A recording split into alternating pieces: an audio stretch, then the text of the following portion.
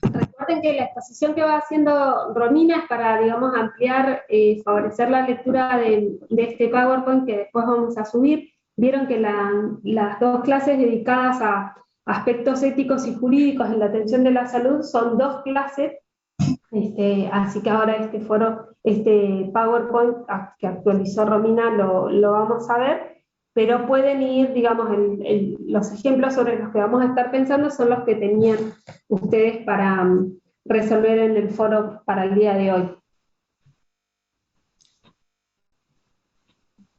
La idea básicamente es que mantengamos la dinámica que habíamos usado cuando vimos teorías bioéticas, así que vamos pasando las filminas, las diapositivas, vamos charlando sobre lo que está ahí, que está todo elaborado, la mayor parte en función del material que tienen ustedes para leer, y cualquier aporte, comentario, duda, me dicen.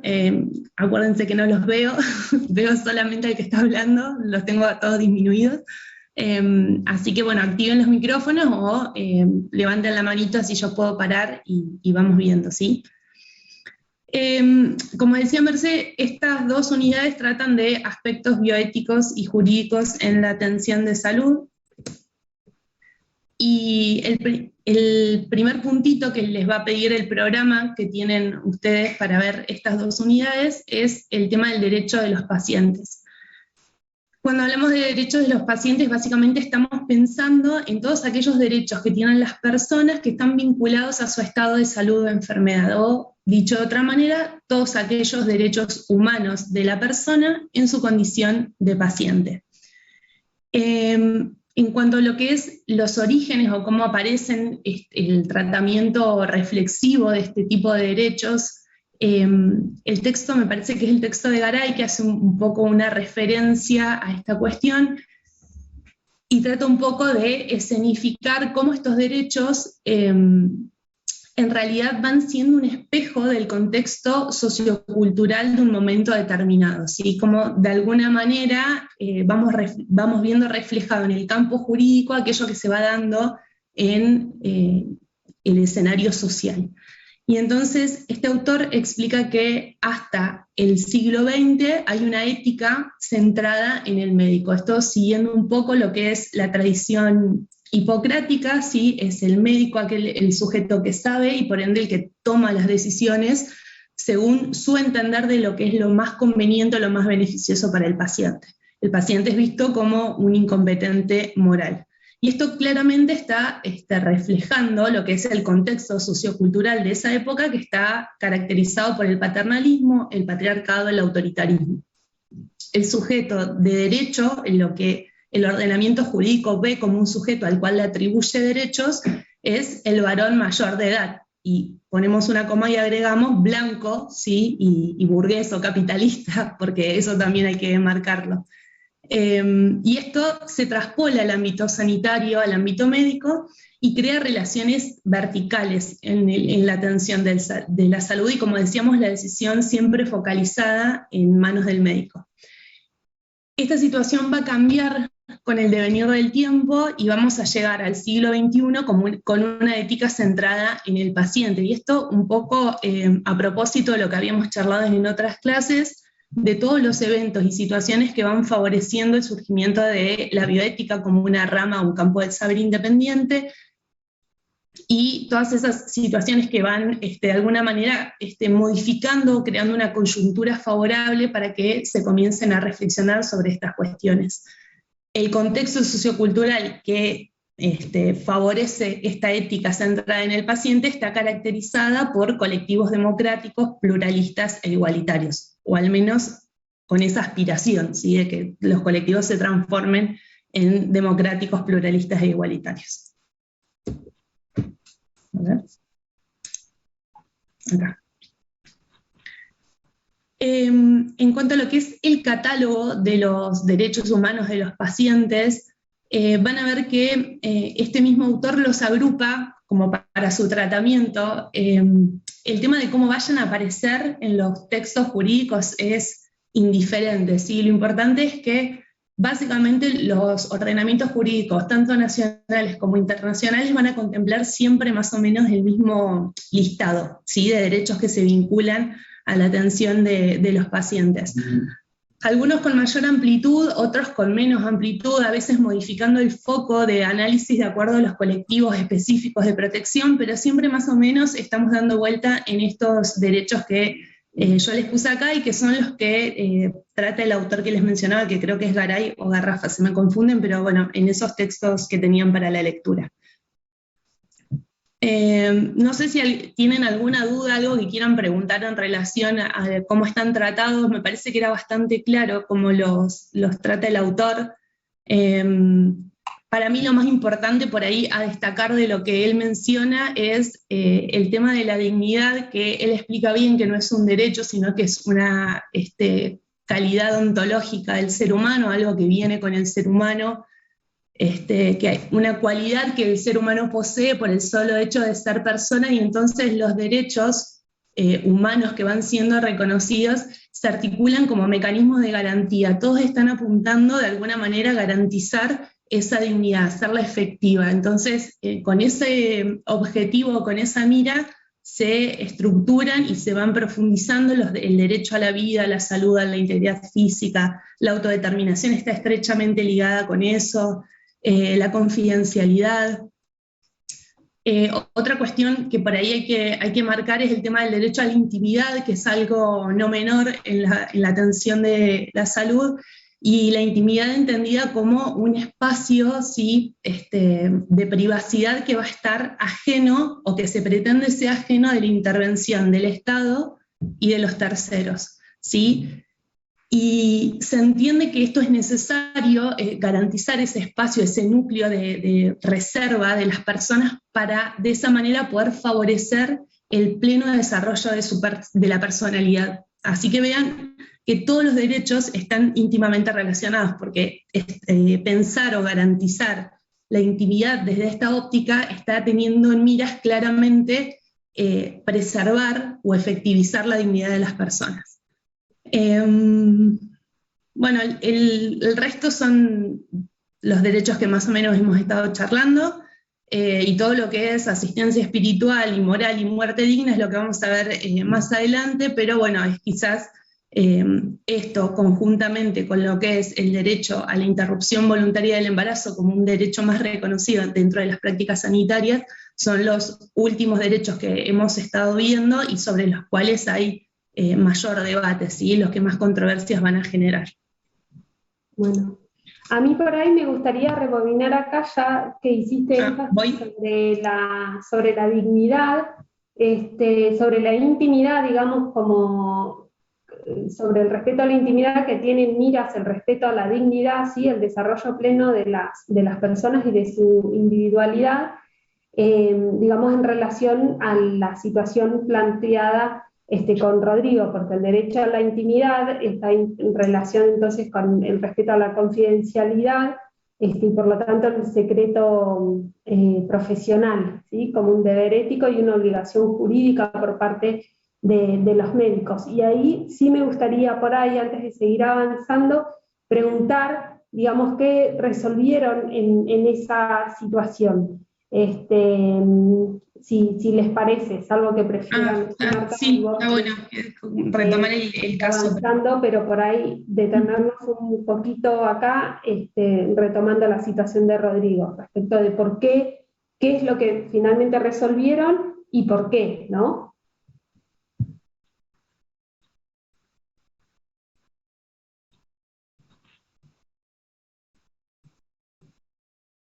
Faltan las manos. Que se anime a romper el hielo. A ver, sí, puedes leer, por favor. Ahora lo busco y lo comparto, sí.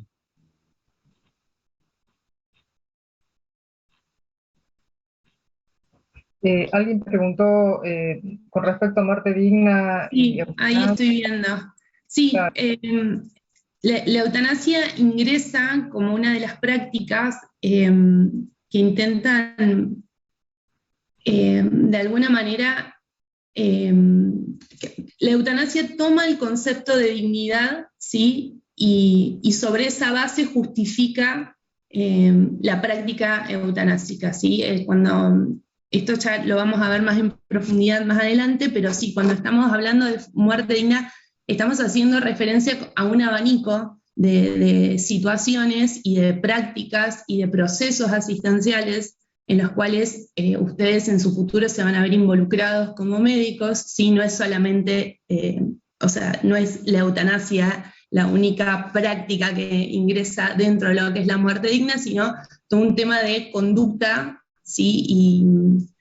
Y acompañamiento de los profesionales sanitarios que hace a la muerte digna. Pero sin duda el colofón o lo último que vamos a ver,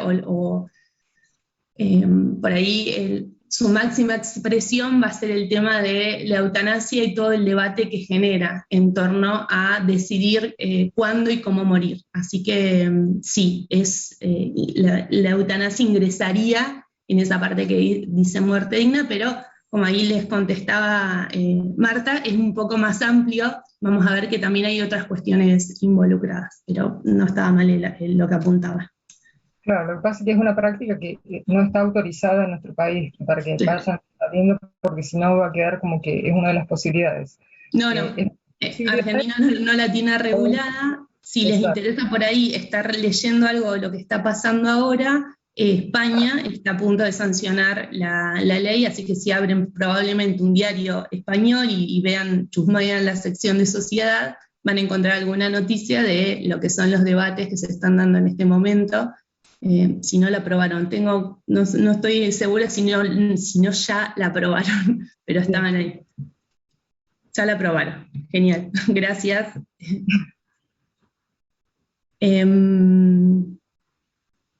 Cuando quieran, pueden empezar a compartir los casos. Ok.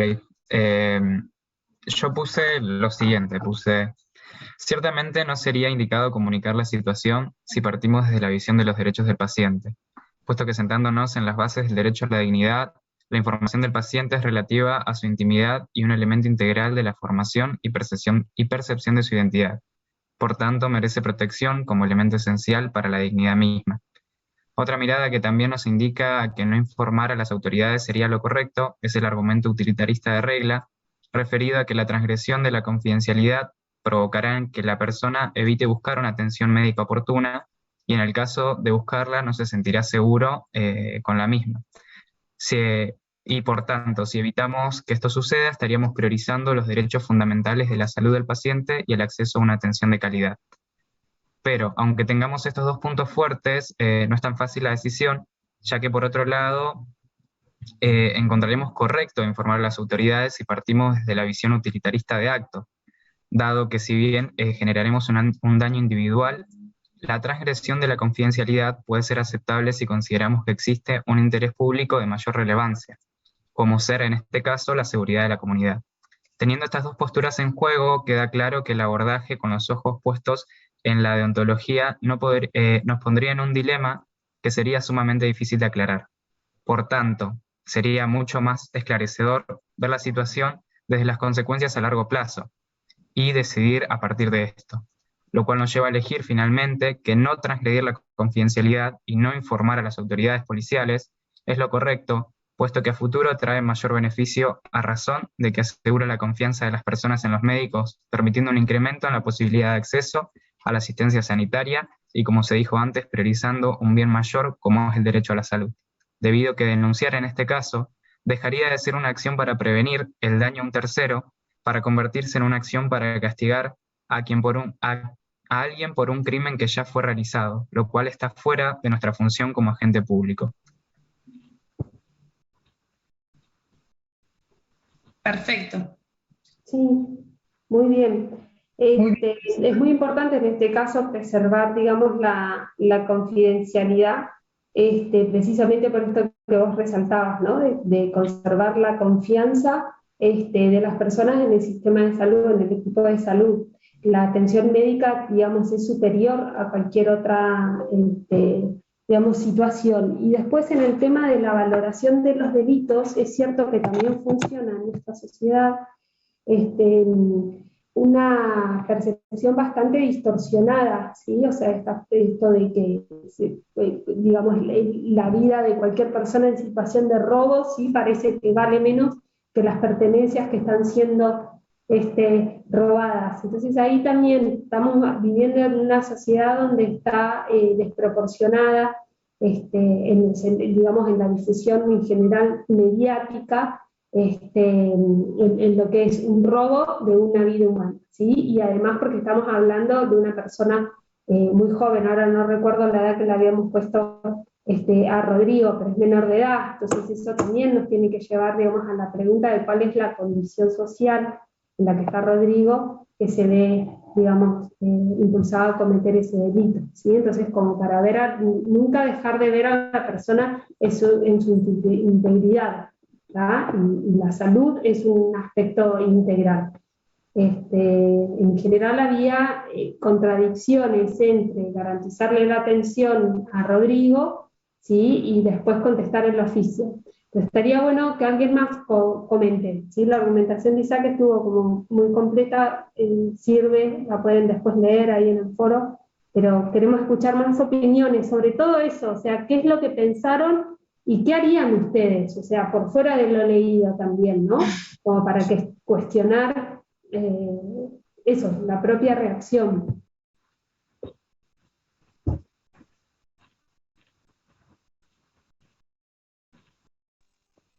Profe, yo puedo leer lo mío, también es parecido a lo de Isaac, no tan bien redactado, pero, pero algo. ¿Lo leo? Sí. Bueno, yo puse que no comunicaría a la autoridad policial la situación de Rodrigo, ya que este accionar iría en contra de sus derechos como paciente. Más específicamente, iría en contra de la confidencialidad del secreto y del secreto profesional, que son un deber, obligación y fundamentalmente un derecho establecido en la Ley Nacional 26.529, en el Código Civil y Comercial y en la Constitución Nacional. Esto referido a los derechos humanos, pero también podemos analizarlo desde las teorías deontológicas y tomando los principios de, no recuerdo cómo se pronuncia, Foucault y Childress. Avillon y Children. Y Childress.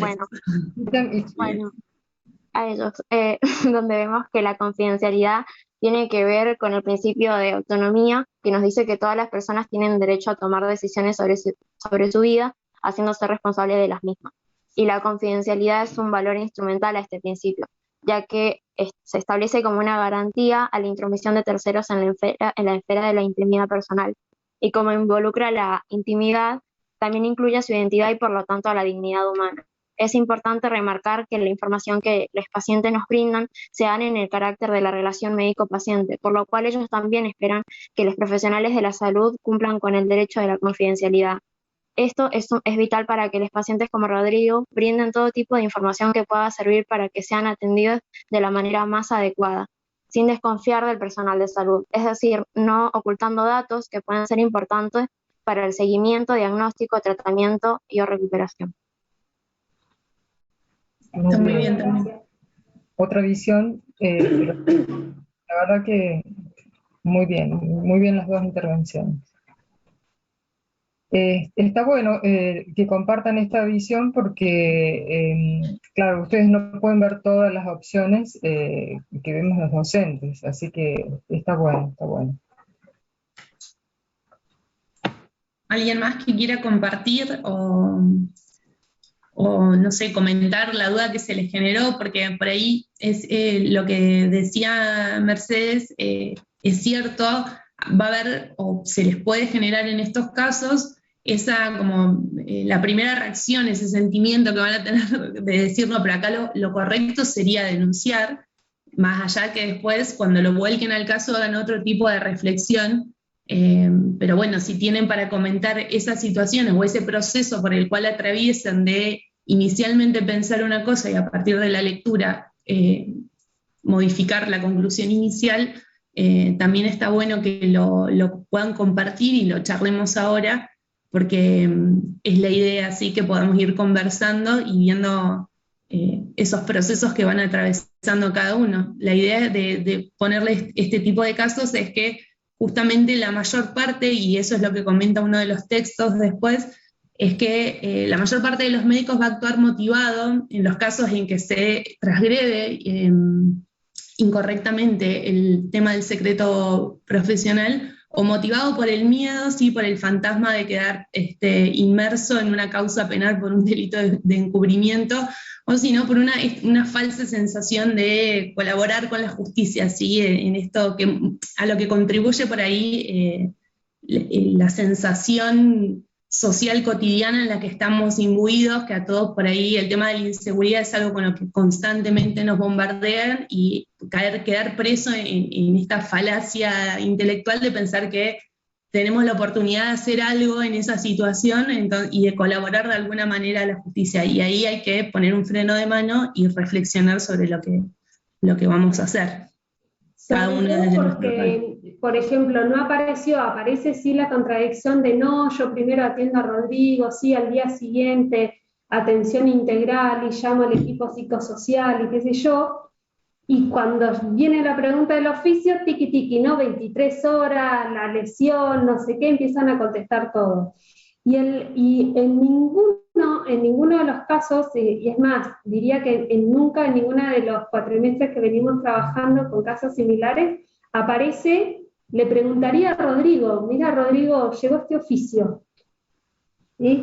¿Qué hago con este oficio? ¿Lo contesto, no lo contesto? ¿Sí? Porque en definitiva el oficio está pidiendo información sobre esa persona, y nosotros lo que debemos es, digamos, respeto a la dignidad de esa persona, por lo cual le tengo que informar, ¿sí? Esa es otra variable a contemplar, que eso también puede abrir un diálogo con el paciente, y no, digamos, en situación amenazante, sino para que el chico sepa, en un espacio distinto de la justicia pueda hablar.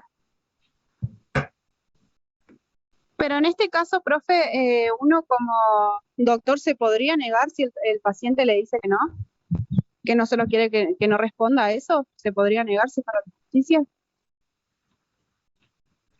Tal vez por oficios, ¿no? Marta. Directamente. Perdón, no terminé de entender bien la pregunta. O sea, si el paciente dice que no quiere compartir información, no se lo puede compartir. Si el paciente nos dice se puede, o sea, es en el caso de excepcionalidad que podríamos llegar a compartir la información. Romina, creo que es así, ¿no es cierto?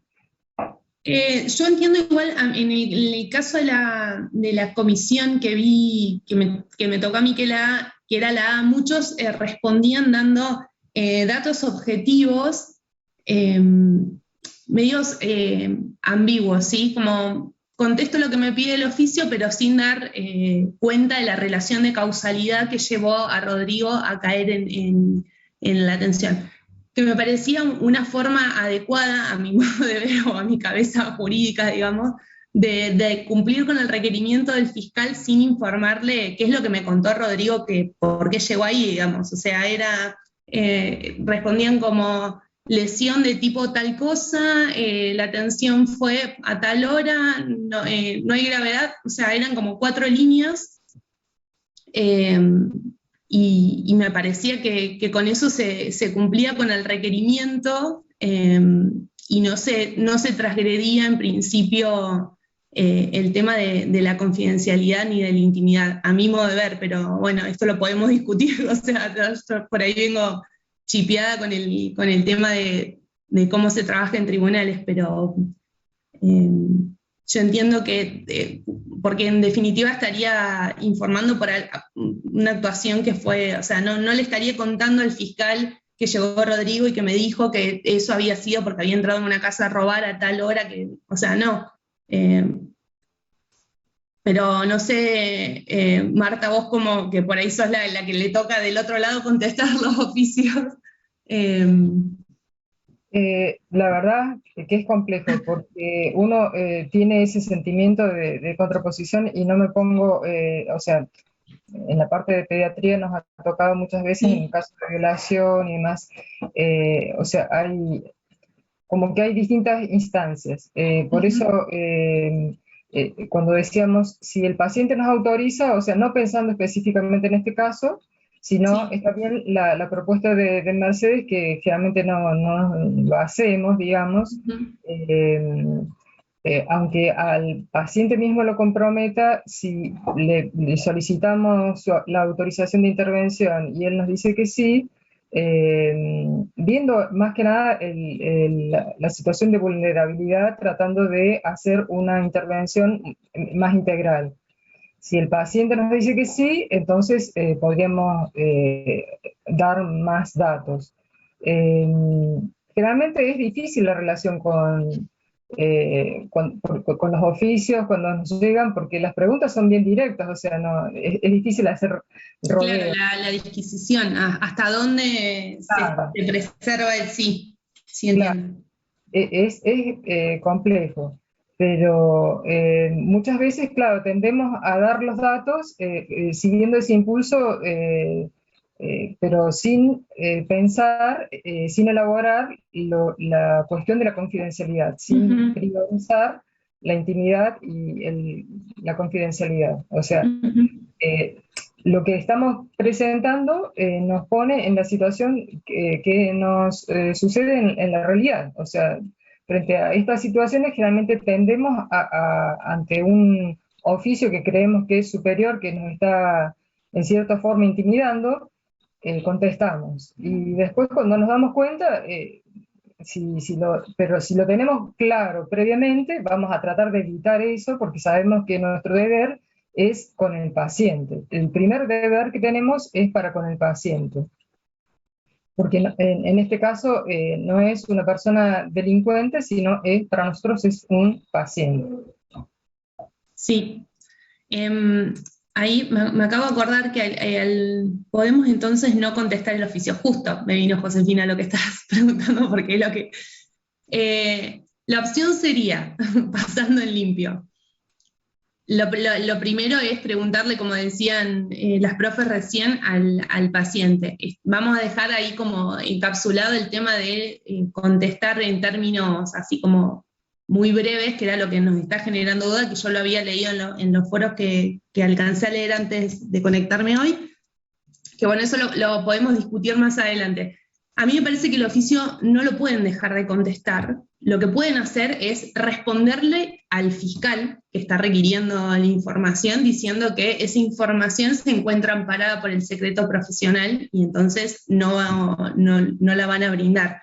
Pero todas las entidades, las personas físicas o las personas jurídicas que son requeridas por la justicia a efectos de brindar información, no pueden dejar de responder, ¿sí? Pueden decir que eso no lo van a responder por otra cuestión, pero deberían al menos ampararse, ¿sí?, en el secreto profesional, diciendo esto, esta información, nos encontramos imposibilitados de brindar esta información en atención a lo dispuesto por el artículo tal, citan el artículo de la confidencialidad o el del Código Penal y el del secreto profesional, y con eso se cierra, ¿sí? Si el fiscal quiere avanzar o el juez que esté interviniendo quiere avanzar, tendrá que venir un requerimiento reforzado con algún otro tipo de argumentación y eso se ve en cada caso puntual. Pero no dejar ahí el oficio cajoneado y no responderlo, digamos, porque imagínense que eso les va a traer después consecuencias, o sea, la justicia se da cuenta de que recibieron el oficio y no lo están contestando, entonces va a seguir insistiendo. Yo puse que apelaría al artículo 244 del CPCPP, que prevé el deber de abstención. Sí, en realidad en la página 95 del artículo de Iglesias 10, dice que no está justificada la revelación de secreto profesional con el solo propósito de que se persiga a los culpables de un delito ya consumado. Además, digo, en este caso, un delito menor, un delito de hurto, ¿sí? Y todas las complicaciones que puede tener eso para un menor de edad con la justicia. Más, digamos, en un contexto y con una policía, digamos, sobre la que siempre pesa la sospecha de la violencia institucional, ¿sí? Por ejemplo, en la pregunta un poco que había qué haría en caso de que la herida fuese una herida de bala, ahí también yo creo que la primera alerta que tiene que tener alguien que trabaja en salud es la posibilidad de una violencia institucional, ¿sí? Un acto excesivo. Lo que pasa es que nosotros tenemos en la cabeza funcionando lo que aparece en las películas, donde llega la policía y empiezan los tiros por todos lados, ¿sí? Películas norteamericanas, ellos tienen un protocolo de uso de armas totalmente distinto al nuestro. El protocolo de uso de armas acá exige proporcionalidad del delito, ¿sí? No puedo tirar a lastimar o matar a una persona por una situación de robo. Si hay una cuestión vida, bienes materiales, se requiere eso, la reflexión de proporcionalidad. O sea, las Fuerzas Armadas pueden usar las armas en muy acotadas situaciones. Lo que pasa que no es lo que ocurre ni a lo que estamos acostumbrados. Entonces yo recomendaría lectura detenida en la página 95 del artículo de Iglesias Pies, donde cuenta, digamos, eso, cómo hay una tendencia generalizada en el sistema de salud a denunciar actos ya cometidos. Y por supuesto que eso también responde a una comodidad digamos, de la justicia, de ir buscando información. Sí, incluso a veces sin requerimiento de la justicia, que son los casos que están, que eso, por ahí el más paradigmático fue el caso Belén, que lo vamos a ver un poco más adelante en las diapositivas, sin requerimiento, ¿sí? El profesional de salud por motus propio se siente obligado a comunicar una situación X y a poner en marcha la mecánica jurisdiccional. Pero en eso... y retomando un poco lo que decía Mer, es muy importante lo que marca el autor, que bueno, también está por ahí, me parece en alguna de las diapositivas va a aparecer, que el criterio jurisprudencial es, yo puedo transgredir o dejar de lado el secreto profesional con justa causa. La justa causa, según la interpretación de los tribunales argentinos, los máximos tribunales argentinos, que es la Corte de la Suprema de la Nación, las Cortes Provinciales y la Cámara Nacional de Casación, es cuando la revelación de la información sea para prevenir un delito en curso, ¿sí? Y esto es lo importante, en curso quiere decir que está ocurriendo, claro. ¿Sí? O porque sea de curso continuo, que se sigue produciendo, pero no en el caso que planteaba el foro, donde el robo, si se había efectuado, frustrado, lo que fuese, ya había pasado, y si había una lesión con arma de fuego, tampoco modificaba la situación porque ya había ocurrido el evento delictivo, ¿sí? Fructífero o infructuoso, porque no sabemos qué terminó, pero cual fuese la solución o el resultado, eso ya había transcurrido, era algo al pasado, con lo cual no se estaba revelar en ese caso o abrir el juego a relevar el secreto profesional, vulnerando la confidencialidad del paciente, no tenía ningún sentido porque no había ningún interés superior que se estuviese queriendo proteger, ¿sí? No era que, como el caso de Tarasov, que por ahí les podía generar alguna otra duda, que es otro de los casos que mencionaba.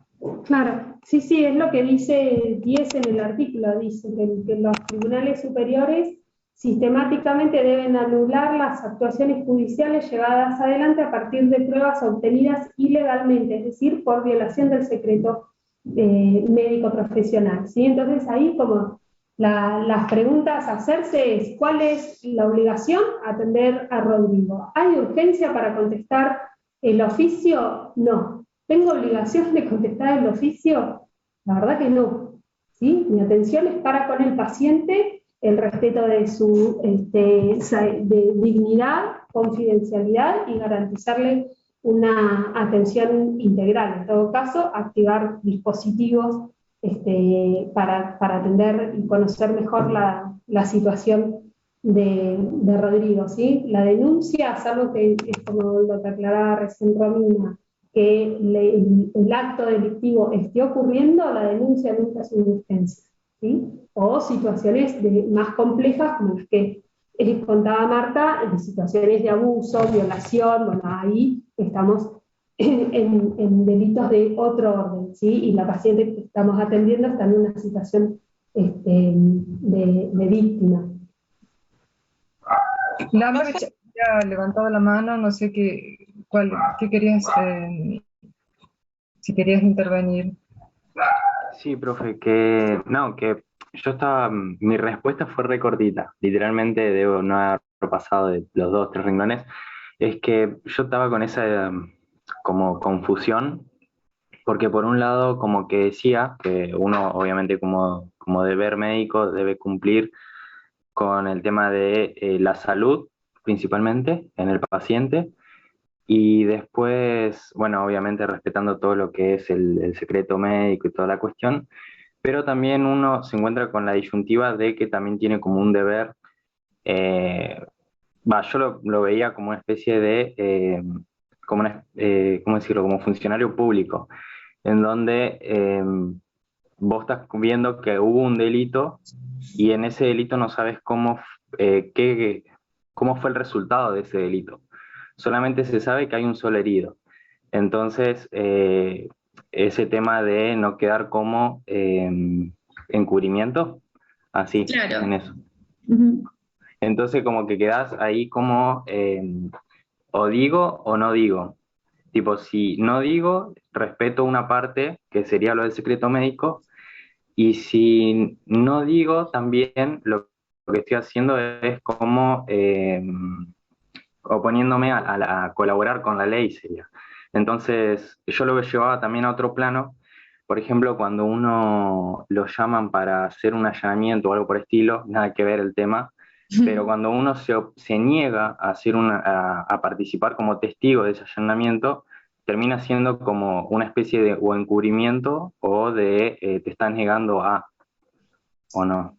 Creo que eso es... Son calidades diferentes en las que te pueden llamar, o sea, vos como médico probablemente recibas a lo largo de tu vida alguna citación, ojalá que no, pero en principio Claro. es bastante seguro que recibas alguna situación para ser citado como testigo, ¿sí?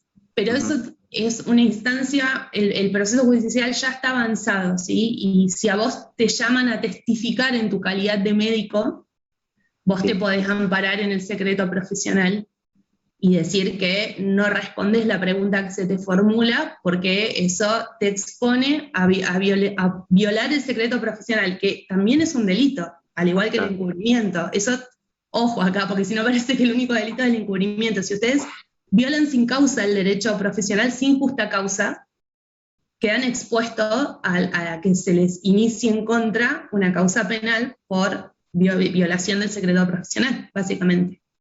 Ah, bien.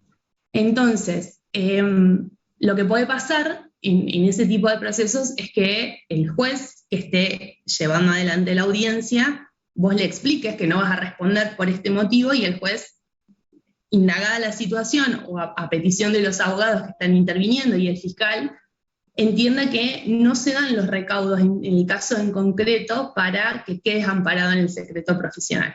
No sé, supongamos que vos decís, no puedo revelar esto porque es parte del secreto profesional y resulta que sobre lo que te están preguntando es algo de lo cual vos tomaste conocimiento en el pasillo del hospital, ¿sí? Y no atendiendo frente a frente. Entonces, el abogado dice, no, pero eso no está amparado en el secreto profesional. El otro dice más o menos lo mismo y el juez, si entiende que no está amparado en el secreto profesional, te va a volver a preguntar y te va a exigir ahora que respondas.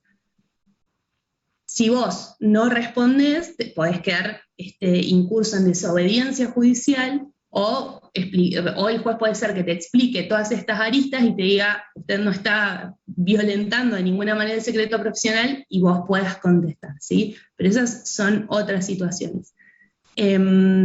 Si aguardan un ratito, está más adelante y vemos bien lo del secreto profesional, a mí me parece interesante que vuelvan a leer el texto de Iglesias porque él explica muy bien justamente el tema del encubrimiento, ¿sí? Y el error que hay en los textos de medicina al momento de abordar el delito de encubrimiento, porque hoy por hoy los únicos que podrían quedar o ser perseguidos por delito de encubrimiento por no denunciar un delito del que toman conocimiento en su calidad de funcionarios son aquellos que tienen la obligación de llevar adelante la acción penal, que son los ministerios fiscales, los jueces de instrucción en las provincias que existe esto y la policía, ¿sí? Entonces, de ninguna manera el médico en el ejercicio de su profesión queda ahí envuelto en ese delito al menos, ¿sí?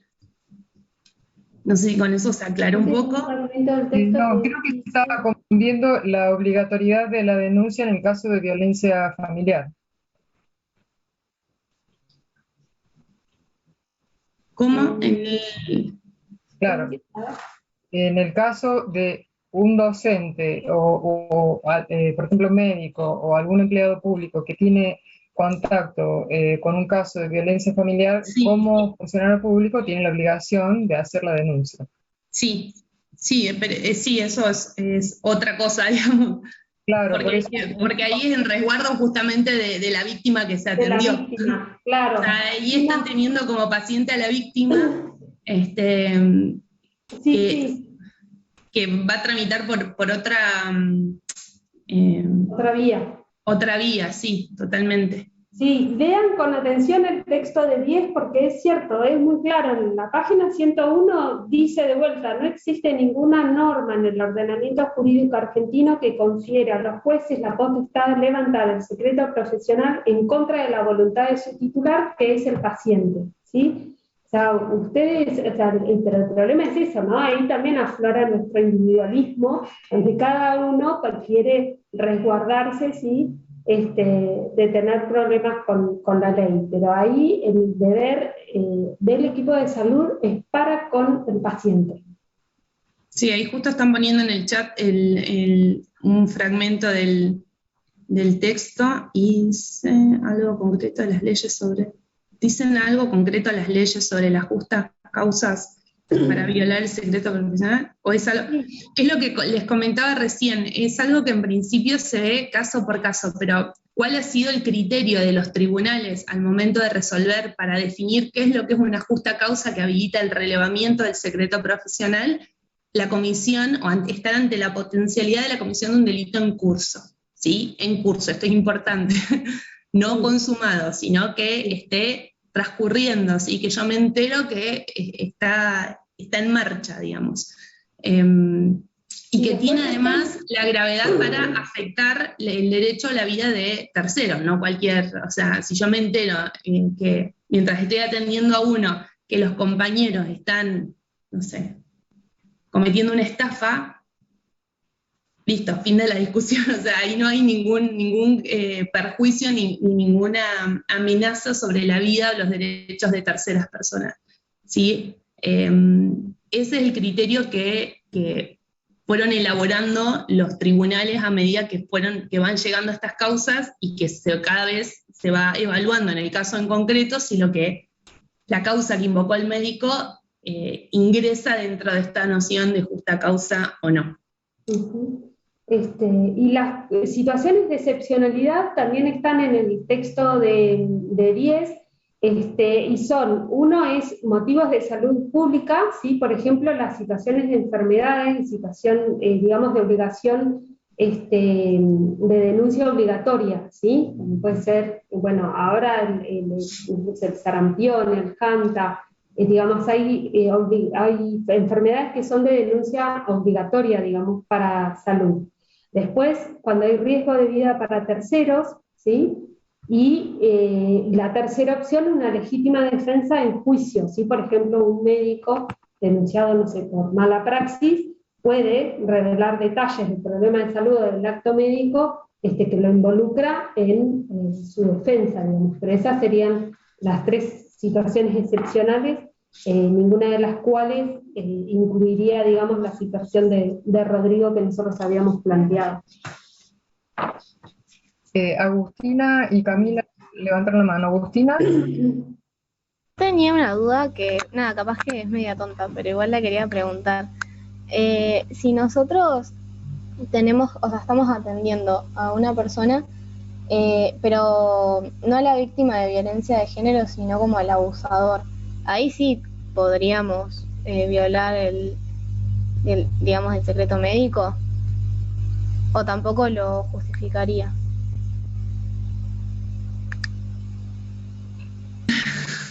Porque, digamos, o sea, como que, no sé, digo, una persona ejerce violencia de género hacia otra persona y alguien está atendiendo a la víctima y alguien al victimario, digamos. Y si yo estoy atendiendo a la persona que ejerció esa violencia, tampoco puedo, como decir... Vos estás ante el supuesto que le preguntaste y te lo blanqueó, te dijo, estas lesiones que yo tengo... Por ejemplo, sí.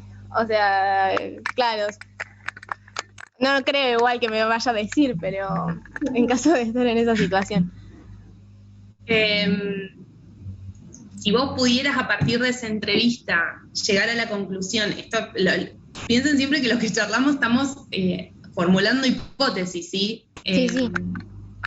Que es algo que no ocurre esta primera vez, sino que es algo que se puede volver a suceder, y que las lesiones de la señora son de tal entidad que ameritan que vos transgredas tu deber de confidencialidad con el paciente que atendiste. Entonces, podría ser.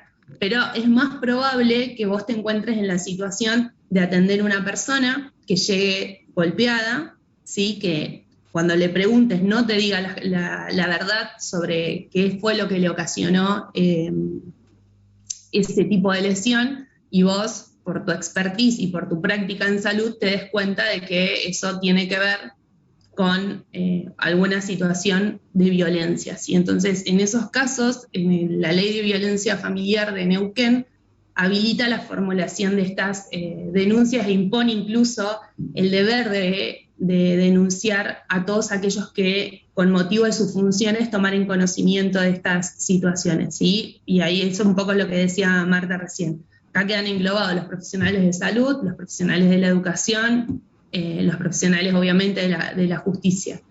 Si estuvieses en esa situación, lo que suele suceder es que la denuncia ingresa a la oficina de violencia de manera en general anónima, porque los profesionales van a hacer la denuncia, van a informar la situación, y después lo que la oficina hace es citar a la persona, a la supuesta víctima, para que despejar esa situación y corroborar si sostiene o no sostiene la denuncia, ¿sí? Porque esto requiere, para que avance el proceso, de que la persona que es víctima preste conformidad.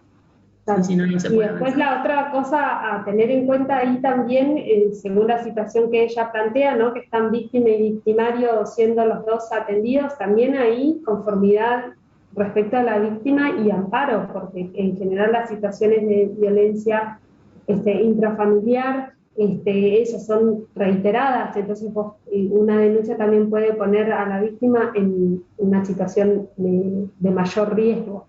Está, digamos, en la línea 102 de violencia, tiene todo un equipo de profesionales que trabaja en el Castro Rendón, y ellos tienen todo un manual, digamos, donde se evalúan cuáles son el tipo de heridas o cosas que se presentan que da, digamos, al personal de salud la pauta de que es una agresión, digamos, en defensa, o una agresión recibida, digamos, en situación de abuso, etc. Entonces eso está bastante pautado. Si les interesa, pueden investigar. ¿Les parece que sigamos? Sí, avanzamos. Gracias. Avanzamos. Como les decía, entonces, el tema de todo lo que son los derechos de los pacientes y los principios bioéticos en la legislación van a aparecer receptados en distintos ordenamientos nacionales e internacionales de distintas jerarquías. Recuerden acá cuando vimos las teorías bioéticas y el tema de los derechos humanos, vimos lo que era la estructura piramidal o jerárquica del ordenamiento jurídico argentino y en general a todos aquellos que adscriban a esa teoría de Kelsen. En el caso de las declaraciones y los tratados internacionales de derechos humanos, van a ver que, en definitiva, como les decía antes, los derechos siempre van a ser los mismos, ¿sí? Parecen figuritas repetidas, van a aparecer en todos los tratados. Lo que va cambiando de un tratado a otro es la perspectiva desde la cual se los aborda, ¿sí? O se hace mayor hincapié en la naturaleza de los derechos, ¿sí? Van a ver, por ejemplo, que el derecho a la salud aparece en todas las convenciones y las declaraciones que tienen ahí en el slide.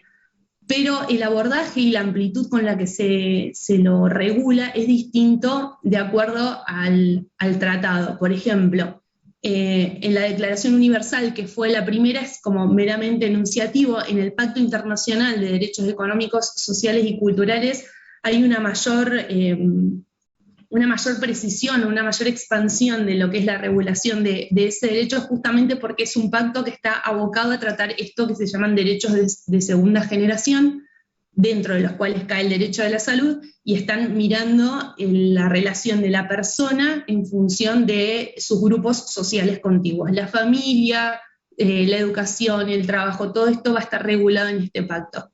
Y después ya va a haber declaraciones, o tratados específicos, como es la Declaración de Bioética de la UNESCO, y además convenciones que van a estar regulando estos mismos derechos, pero ya desde la perspectiva de los grupos vulnerables, ¿sí? Viendo de qué manera reforzamos esos derechos que le estamos reconociendo de manera general en los otros tratados, cómo lo vamos a volcar, los vamos a adaptar y vamos a establecer mecanismos de resguardo para que esos mismos derechos que les reconocemos a todo el mundo sean efectivamente gozados por estos grupos que entendemos que son vulnerables, como los niños, los ancianos, las personas con discapacidad.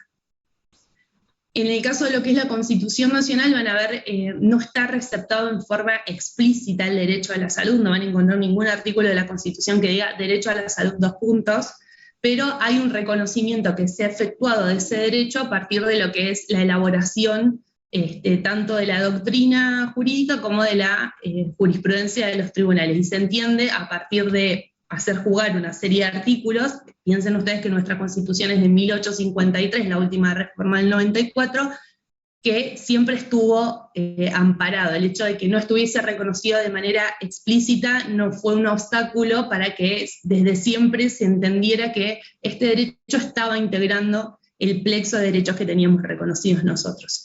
Y quizás se entiende que está incorporado ahora ya... en realidad se entiende que aparece como establecido normativamente en el artículo 75, me equivoqué ahí, 75 inciso 22, que es el artículo que regula las facultades del Congreso y que en el inciso 22 hace una enumeración de tratados que recepta, los integra al ordenamiento jurídico argentino y les da jerarquía constitucional. Como en esos tratados está, entre otros, la Declaración Universal de los Derechos Humanos, y ahí sí aparece el derecho a la salud en forma explícita, se entiende que la Constitución está normativizado, pero es como una elipsis de la forma en que está incorporado. Las constituciones provinciales, que generalmente fueron posteriores, ya sí lo contemplan y van a encontrar en el articulado concreto, ahí está anotado, tanto de Neuquén como de Río Negro.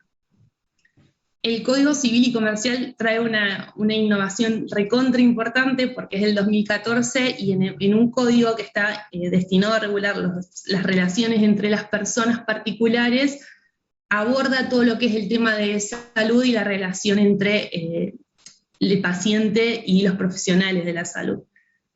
Después además tenemos leyes nacionales, la más importante es la del derecho de los pacientes, pero después van a tener replicado el tema de la autonomía, el respeto por la autonomía, la confidencialidad, la justicia, todos estos principios que estuvimos viendo de modo más general en las clases anteriores, ustedes van a ver que se van a empezar a traducir en el articulado de las distintas leyes, incluso aquellas que van regulando aspectos más específicos de la salud. Bueno, y después las leyes provinciales, que también Río Negro y Neuquén tiene cada una su ley provincial. Acá llegamos a lo que es el consentimiento informado, que cuando hablamos de aspectos jurídicos y bioéticos es como la estrella del show, vamos a hablar siempre de consentimiento informado.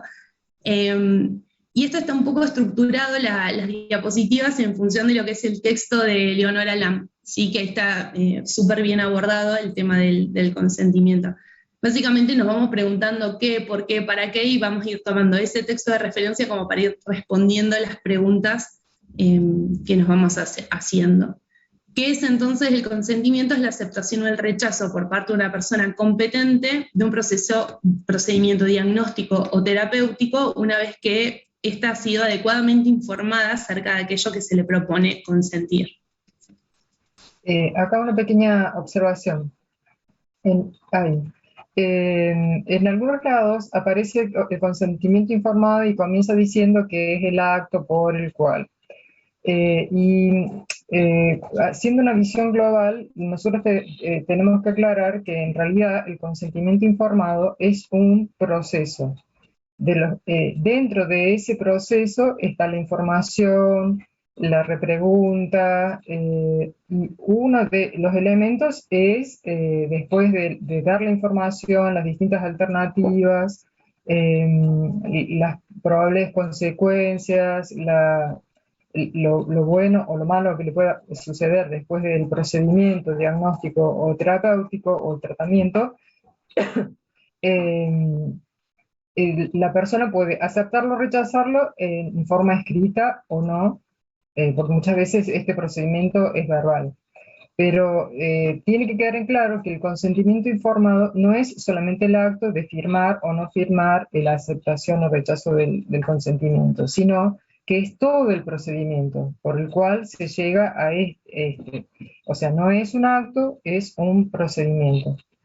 Porque en algunos lugares lo van a leer, y lo vamos a volver a leer, porque cuando revisamos algunas intervenciones más adelante aparecían, es un acto. Sí, en algunos lugares lo van a leer como que es un acto, pero lo más correcto es decir que es un procedimiento. Es un procedimiento complejo que tiene distintos elementos y distintos momentos, y dentro de esos elementos está la firma del consentimiento o rechazo informado. ¿Sí? Claro. Sí, que incluso uno podría, incluso más que proceso, es un modelo de atención, o sea, que tiene como eje estar centrado, digamos, en el derecho del paciente, ¿sí? En el respeto continuo de su dignidad. Entonces no toda atención, pensando sobre todo en el primer nivel de atención, requiere, digamos, la ejecución de un formulario. Justo, digamos, en el caso de Maribel, como se trata de una intervención, sí, digamos, el formulario de consentimiento informado permite además repasar toda la información que se le da, que la persona pueda llevársela a su casa y pensar, como muchos de ustedes bien indicaron en el foro.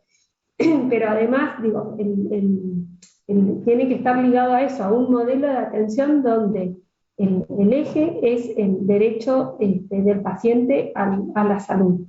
Entonces, en todo, digamos, en cualquier propuesta médica ante la consulta, el paciente se tiene que ver invitado, digamos, a expresar su parecer, ¿sí? Si está de acuerdo, si le parece, si no. ¿Sí? Entonces, el trato todo el tiempo respetuoso y cuidadoso de esa persona. Bueno, a ver, por favor, pasá y ponete la bata o levantarte la remera, digamos, en todas las pequeñas indicaciones, ser respetuoso y esperar el consentimiento de la persona. Así que la persona asienta para poder avanzar en la revisión, ¿sí? Para recibir la receta y hacer alguna consulta sobre la indicación de la medicación que tiene que tomar, etc. ¿Sí? Incluso yo me acuerdo siempre Andrea Macías daba como ejemplo, ¿no? A los chicos preguntarle, ¿no? ¿Qué preferís? ¿Comprimido? ¿Jarabe? ¿No? Esas cosas. Eso es invitar al paciente a que tome participación en la atención médica.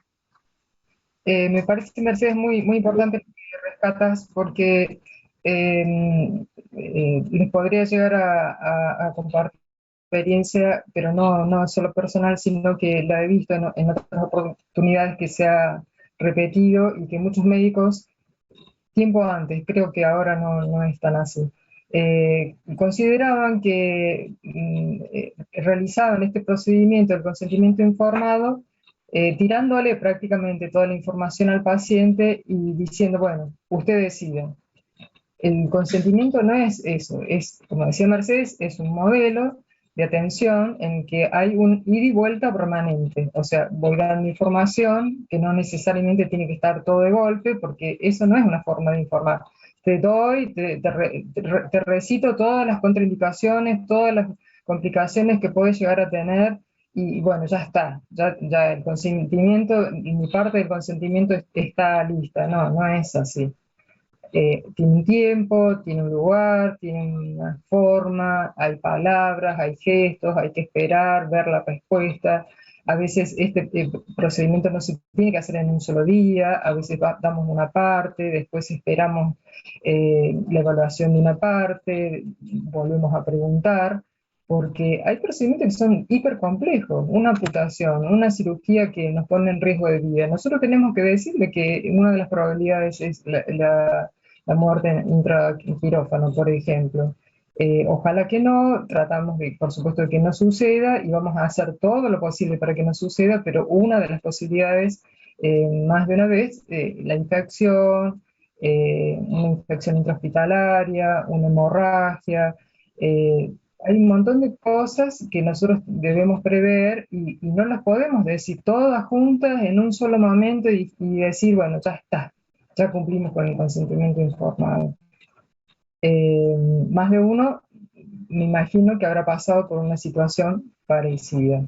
Entonces, lo que debemos tratar de evitar esa situación. O sea, tenemos que ser conscientes de lo que estamos haciendo, de tomarnos el tiempo y como uno puede ir manejando los tiempos. O sea, no hay que esperar hasta último momento para, por ejemplo, cuando una persona está en la fase terminal, hacer algunas preguntas. Debemos hacerlas antes. Después lo vamos a ir viendo, pero hay un montón de cosas que debemos ir previendo y preparando para evitar lo que muchas veces se va a dar, que es la muerte, pero en la mejor forma posible. O sea, hay muchas cosas que podemos ir haciendo, hay modos de hacerlo, tiempos en hacerlo, lugar donde conversar, hay muchas cosas que debemos tener en cuenta.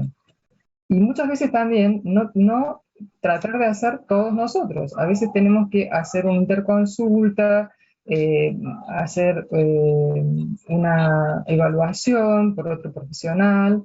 Los asistentes sociales tienen mucho para hacer, el trabajo en equipo es fundamental. Así que muchas veces queremos hacer todo nosotros como que es nuestra obligación. Y hay procedimientos que es conveniente compartirlos y en equipo, ir evaluando.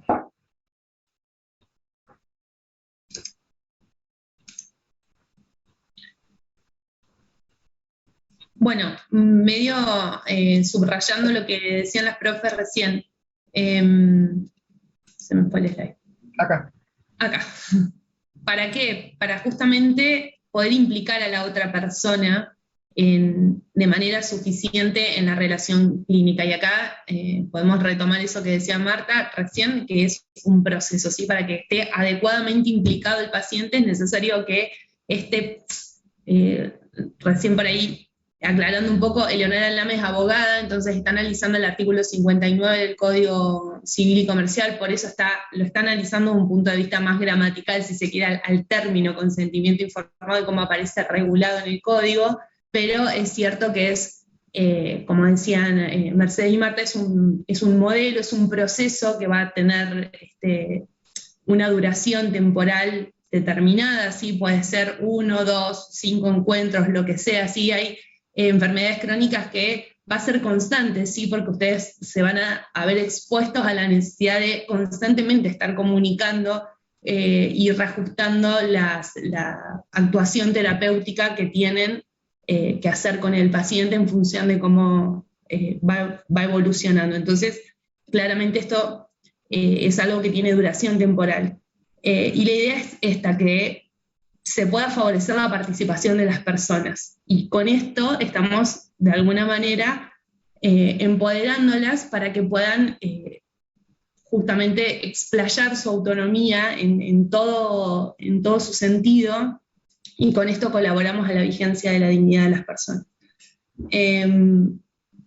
Es la materialización jurídica del principio de autonomía, es una forma de operativizar el ejercicio de los derechos.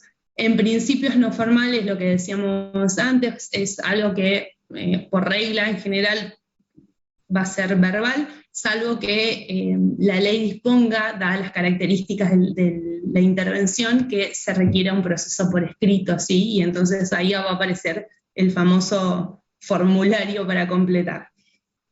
Y cuándo, de manera previa a cualquier acto que se vaya a realizar. Y acá aparece otra cuestión, el tema de quién va a prestar el consentimiento y las situaciones que se pueden dar vinculadas a la manifestación de este consentimiento informado. La regla general es que el consentimiento informado es personal, ¿sí? Es aquel que brinda el propio sujeto involucrado en todas las situaciones en las cuales es competente. Requiere obviamente para que pueda considerarse consentimiento informado que la información sea precisa y adecuada en todas estas aristas que decía Marta recién, desde el punto de vista subjetivo, atendiendo a las características de ese paciente, la forma en que le voy a comunicar la información, el lenguaje que voy a utilizar, el tono de voz, la predisposición, o sea, acá entran a jugar todos los elementos de la comunicación, los tienen que tener en cuenta, ¿sí? El tono de voz, cómo se ponen ustedes, cómo el tiempo que le dan a ese proceso de ida y vuelta, las circunstancias objetivas, ¿sí? Qué momento está transitando el paciente, cómo es la relación con la familia. O sea, acá van a tener que de verdad tener en cuenta todo el abanico de circunstancias que pueden entrar a jugar para, teniéndolas en cuenta, comunicar de la mejor manera. Lo que decía Marta recién, cuantitativa y cualitativamente la información que le voy a brindar. O sea, lo abrumo al paciente con toda la información de golpe sobre los procesos o las terapias que se pueden hacer y seguir, los efectos adversos y las ventajas de cada una, o le voy dando su espacio, voy moderando, me voy fijando cómo va reaccionando, qué información le puedo ir dando. Hay detalles que van a entender ustedes que hacen a la práctica médica, entonces eso hay que reajustarlo, ver si hace a la comprensión del mensaje o es algo que no tiene que ver con la neuralgia, digamos, del mensaje. Esas son cuestiones que se tienen que evaluar al momento de comunicar la información.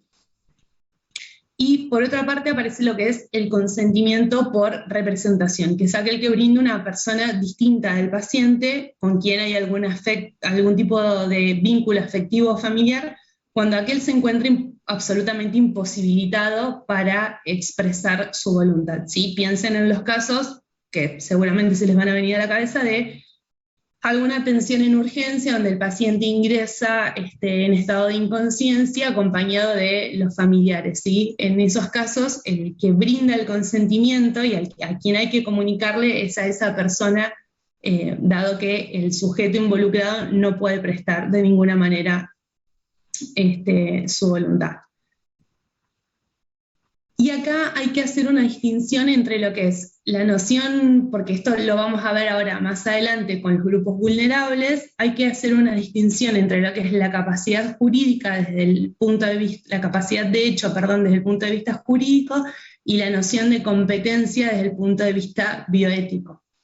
Porque pueden o no coincidir, y ustedes a lo que le tienen que prestar atención para comunicar la información es a la competencia, ¿sí? Más allá de que después, al momento de materializar, si se quiere por escrito, el consentimiento informado, esa voluntad expresada por el paciente que es competente debe ser de alguna manera asistida por algún tipo de referente o apoyo, ¿sí? Pero esto para que puedan visualizar a dónde tienen que direccionar la información.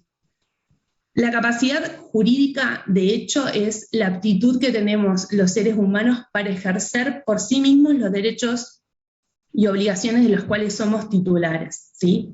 Es una capacidad que en principio se adquiere una vez adquirida la mayoría de edad. Por regla general, todos somos plenamente capaces a partir de los 18 años. La competencia, en cambio, está entendida como la aptitud para comprender la información que se me está brindando en relación a la salud, poder tomar una decisión reflexionada al respecto y poder comunicar esa decisión que estoy tomando. Si están estos tres elementos presentes, el paciente en principio es competente y entonces es quien brinda el consentimiento informado. Y esto es importante porque cuando ustedes se enfrenten a la atención de niños, de personas con discapacidad o de personas mayores, tienen que tener presente esto porque son ellos, si ustedes advierten que son competentes, son ellos los que van a prestar ese consentimiento informado, ¿sí? Es lo que les estaba mencionando un poco recién. Hay una serie de situaciones especiales que son estos 3 grupos que ingresan dentro de lo que solemos denominar personas vulnerables.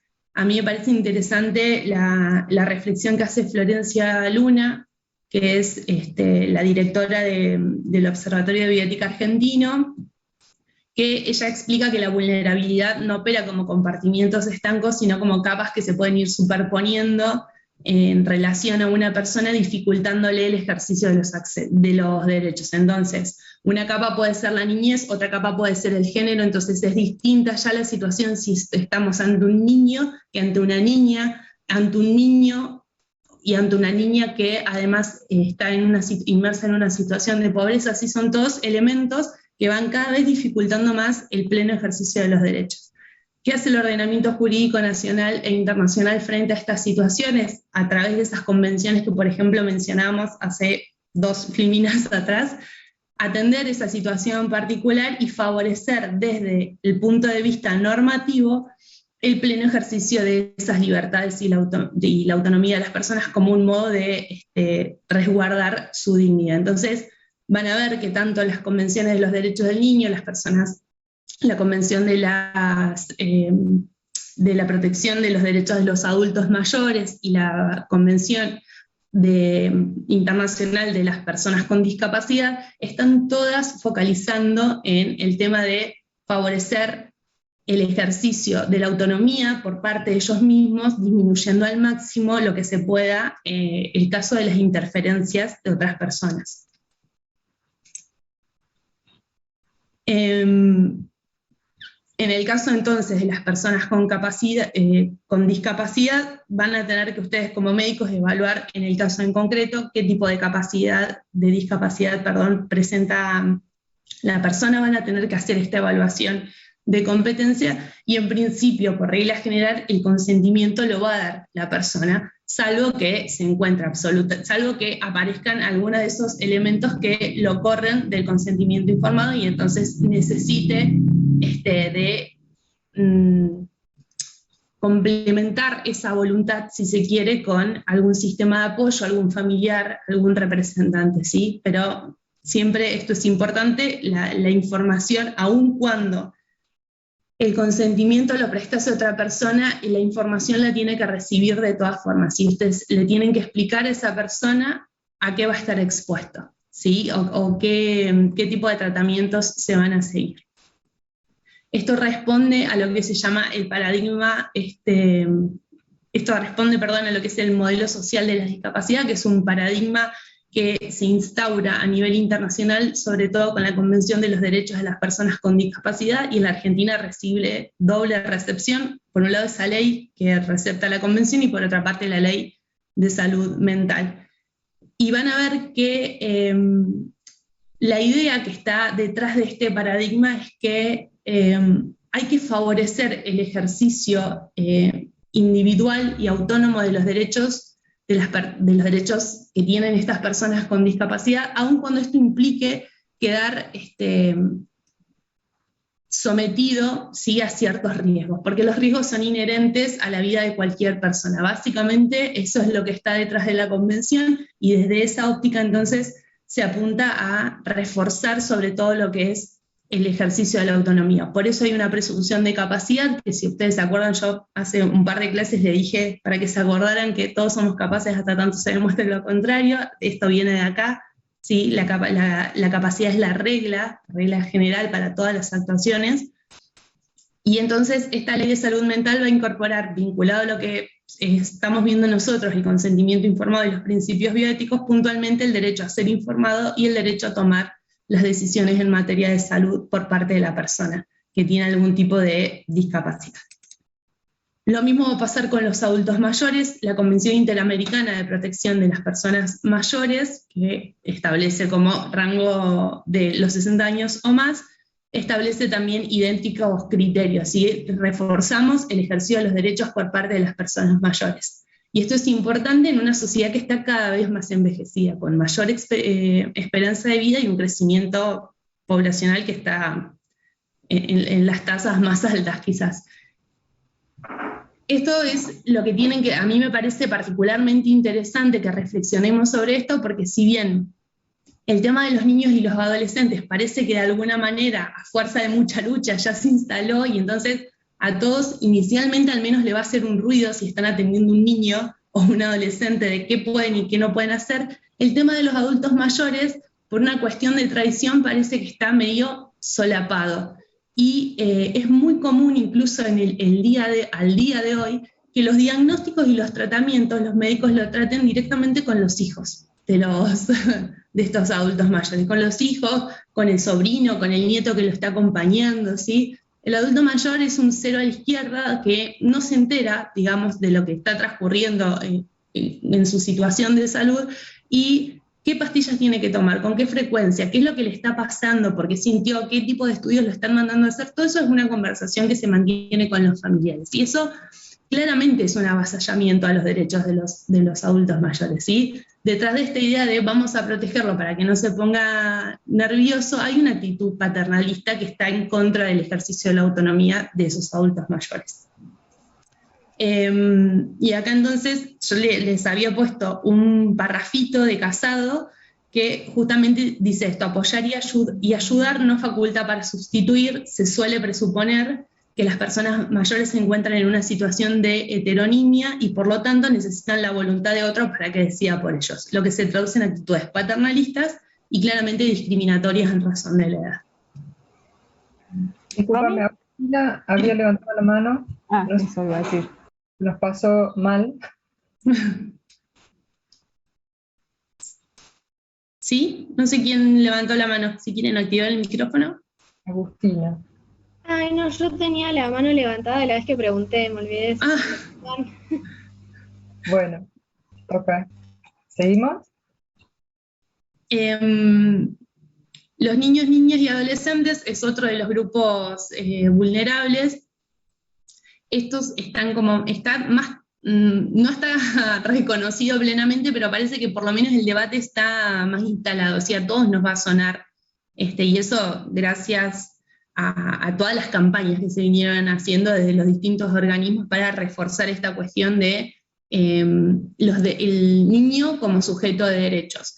Esto viene a raíz del principio de autonomía progresiva que está consagrado por primera vez en la Convención de los Derechos del Niño, que es del año 89, y en Argentina va a estar receptado en esos tres ordenamientos jurídicos: la ley que recepta la Convención, la ley 26061, que es la de protección integral de la niñez y la adolescencia, y el Código Civil y Comercial, que toma y de alguna manera explica cómo es la toma de decisiones en el ámbito de la salud para estos niños, niñas y adolescentes, con este principio de autonomía progresiva operando de fondo.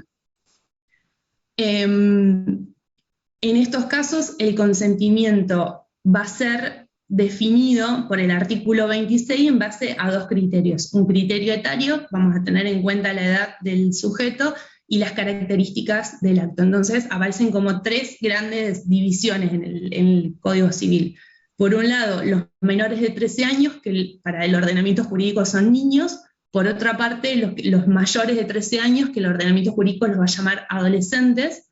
Y dentro del grupo de los adolescentes va a su vez a subdistinguir los que tienen entre 13 y 16 y los que tienen más de 16. ¿Sí? Hay esta doble distinción.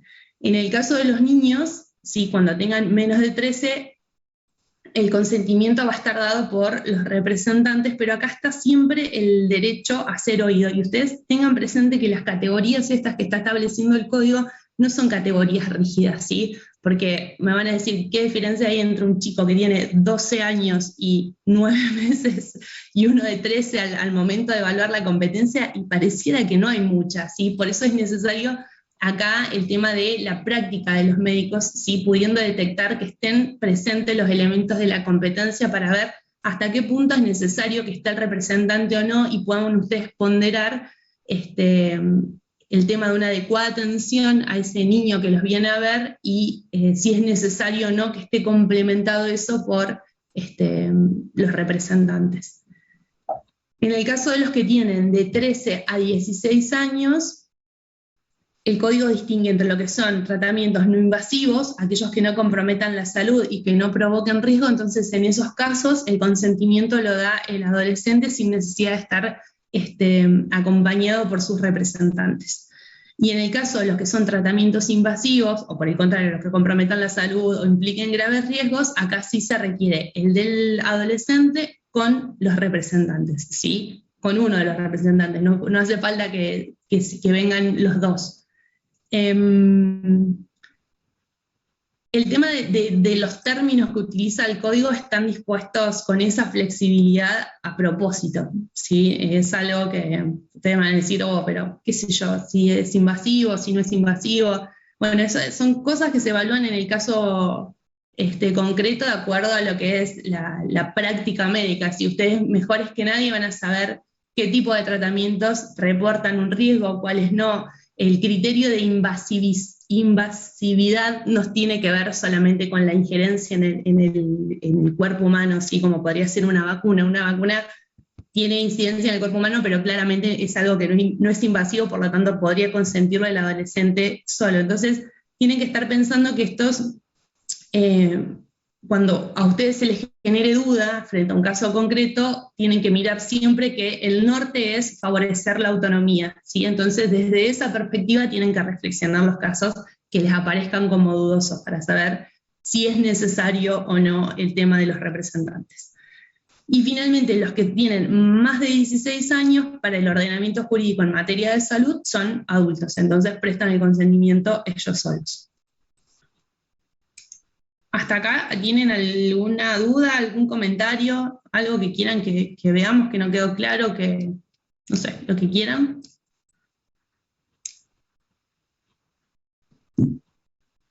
¿No? Seguimos. Acá aparece el tema del deber de confidencialidad, que bueno, algo estuvimos charlando a propósito del caso del foro y las intervenciones que hicieron, y es desde el punto de vista moral, es la obligación de proteger la información del paciente y no divulgarla sin autorización, y el correlato jurídico está en el artículo 156 del Código Penal, que establece justamente que será reprimido con multa o inhabilitación el que teniendo noticia, en razón de su estado, oficio, empleo o profesión, de un secreto cuya divulgación pudiera causar un daño para la persona, ¿sí? Para la persona que es titular del secreto, lo revele sin justa causa. Acá aparece como el marco este. Esto está tomado del texto de Iglesias 10, me parece que, o Iglesias, el que estuvimos nombrando bastante, y básicamente extracta lo que son los fundamentos morales del secreto profesional, que ustedes algo estuvieron poniendo justamente en los foros al momento de justificar por qué no darían a conocer o por qué no contestarían el oficio que les requería información. Entonces, este autor dice, desde las teorías deontológicas, el deber de confidencialidad es un valor instrumental al principio de autonomía, es la garantía de no intromisión de los terceros en la esfera de la intimidad personal, y con todo esto caemos siempre en la dignidad, en preservar la dignidad. La información privada del paciente hace de su intimidad y a su identidad, y por lo tanto debe protegerse como elemento integrante de la dignidad de la persona. Y finalmente, el deber de confidencialidad hace a la fidelidad que debe existir entre el personal médico y el paciente. Y desde las teorías utilitaristas aparece esta idea de la fidelidad del rol, como un ideal ético en el cual el médico, al igual que lo que sucede con los abogados, debe prestar la mejor atención al paciente que tiene enfrente sin poner en tela de juicio ni juzgar su conducta personal o sus elecciones, ¿sí? ¿Qué lo lleva en definitiva, o cuál es el motivo que desencadena esa consulta? En el caso de Rodrigo, es brindarle la mejor atención independientemente de cuál haya sido el motivo que lo hace llegar a Rodrigo a esa sala de emergencia y que yo lo tenga que atender. Y otro punto dentro de las teorías utilitaristas es lo que también ya mencionaron bastante, que la transgresión al deber de confidencialidad opera disuadiendo al paciente de buscar atención médica y oportuna o de dar los detalles que son relevantes, y con esto se provoca un daño social, con lo cual estos son los fundamentos para sostener el secreto profesional. Acá están un poco mencionados los casos que toma el autor para explicar el tema de lo que sucede en la Argentina, y están puestos en la filmina como contraposición lo que fue el caso Tarasov, que es el caso que resuelve la Corte de California, en contraposición de lo que son los casos que han sido resueltos por los tribunales argentinos y por la Corte Interamericana de Derechos Humanos. Eso vuélvanlo a leer, porque a veces caen en confusión y toman las pautas que dijo el caso de Tarasov, que lo comenta el autor, como si eso fuera lo que aplica acá en la Argentina, y en Argentina justamente aplica lo contrario. El caso de Tarasov era el caso de un paciente que le comunica a su psicólogo la intención que tiene de matar a una compañera. El psicólogo preserva el secreto profesional, no lo denuncia, pero lo ordena la internación. Cuando la persona sale de la internación, le dan el alta, mata efectivamente a la persona que decía que tenía la intención. Y entonces los familiares de esa persona le inician una causa a la universidad y al profesional de la salud que había intervenido en la atención. La Corte de California en ese momento lo que dice es que el profesional médico debió revelar el secreto, y ante la amenaza del daño a terceros tendría que haber actuado revelando el secreto. Es lo contrario de lo que va a sostener los casos que tenemos acá y que se los menciona el autor, que es el caso Belén, el caso Valdivieso, el caso Orekhov. Acá justamente se está diciendo, no, la pauta es lo que decíamos antes, lo del delito en curso y el peligro, ¿sí? O alguna de que se den alguna de las otras excepciones que mencionaba Mercedes, pero no está esa pauta que es mucho más abierta, que es de la doctrina norteamericana. Así acá, al contrario, lo que intentamos es cerrar, porque además tenemos una práctica sistemática de los profesionales de salud que por temor denuncia. Entonces justamente los tribunales bajan línea diciendo, no, esto es más restrictivo todavía, hay que evaluar bien caso por caso. El caso de la Cruz, que también es interesante, es un caso que falla la Corte Interamericana, donde se acusaba a una médica de haber atendido a un integrante de Sendero Luminoso, que es un grupo de guerrilla, y no haberlo denunciado. Justamente la Corte también va a la Corte Interamericana, que es como la máxima autoridad a nivel continental, baja la pauta diciendo, no, acá hay que preservar el secreto y la relación médico-paciente tiene preeminencia por sobre los intereses del Estado, que en este caso era Perú, de acabar con la guerrilla. Acá está otra vez colocado el criterio jurisprudencial extractado. El mito que dice Díez ahí, que este mito que existe como en el ideario de los profesionales de salud, que existe la obligación de denunciar, y esto a partir de los textos difundidos en las universidades. Lean esa parte, es interesante ver cómo él va tomando distintos extractos de textos de medicina legal, y lo resalta en negro donde está erróneamente transmitida la idea o el concepto. Y entonces él lo que dice es hay dos errores. Un error en el campo bioético, que es plantearse el deber de confidencialidad no tanto como un deber, sino como una facultad, sí, que yo la valoro en el caso en concreto. No, esto hay que grabarlo, el deber de confidencialidad es un deber. Es lo primero que ustedes, la primera reacción que tienen que tener como instintivamente, y después ingresar a ver si en el caso en concreto hay alguna causa de justificación, pero el sistema de reflexión no tiene que ser inverso. Y desde el campo jurídico, que era lo que también habíamos estado charlando, estas tres confusiones que suele haber. La confusión en torno al delito de encubrimiento, ¿sí? Y entonces ahí está puesto el artículo del Código Penal que habla el inciso del Código Penal que habla del encubrimiento, y entonces del cual se entiende o se concluye que solo podrían ser sujetos activos de este delito aquellos que tienen la obligación de instar la acción penal, que son el Ministerio, la Policía y los jueces.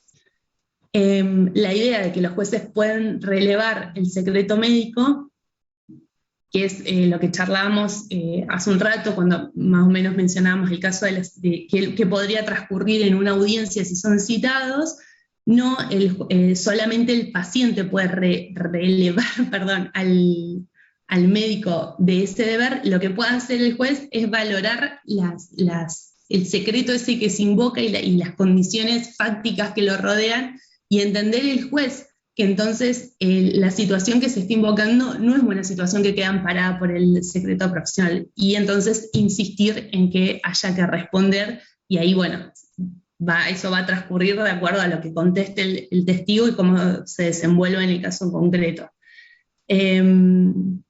Y esta creencia de que por ser empleado público desplaza el deber de confidencialidad, como si los empleados y funcionarios públicos tuvieran este deber de confidencialidad disminuido por ser empleado público, y no. Ustedes tienen, en principio, su primer deber es con el paciente, a quien deben confidencialidad, y después vendrán en segundo término estos deberes de empleado de funcionario público.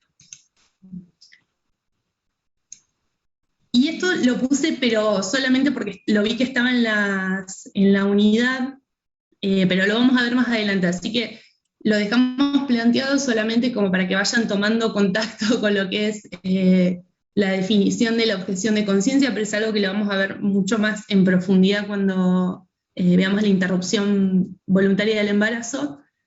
La objeción de conciencia aparece como la negativa de una persona a realizar ciertos actos o a tomar parte en determinadas actividades que le ordena la ley o la autoridad competente, basándose en razones de profunda convicción moral o religiosa.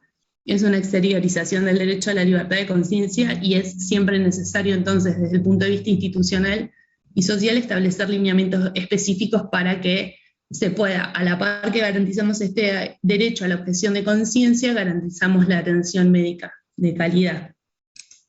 Y la otra cuestión que también aparece mencionada en la unidad es el tema de los conflictos de intereses, que creo que también es algo que se aborda más adelante y en profundidad, que tiene que ver con estos conflictos que aparecen cuando el juicio del profesional está aplicado a un interés primario, como en el caso de la atención sanitaria debería ser la actuación orientada o teniendo en miras el bienestar del paciente, puede estar influido por un interés secundario, como puede ser una ganancia o relaciones personales de amistad o enemistad.